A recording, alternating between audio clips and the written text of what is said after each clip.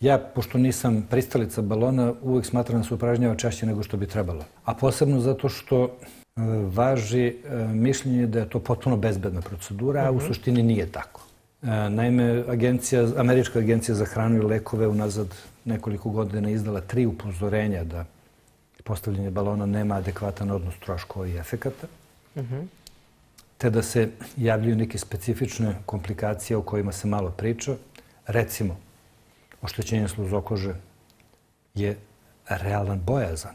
Znači da će balon svojim pritiskom na sluzokožu na jednom mestu napraviti čir. Kod jednog pacijenta ja sam imao prilike da vidim urastanje balona u zid želuca, pa je bilo jako teško izvaditi ga.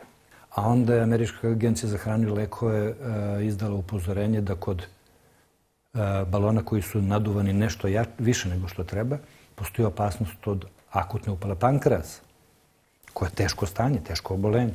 Prema tome, komplikacije nisu ekstremno česte, ali o toj metodi ne možemo govoriti kao potpuno bezbednoj metodi.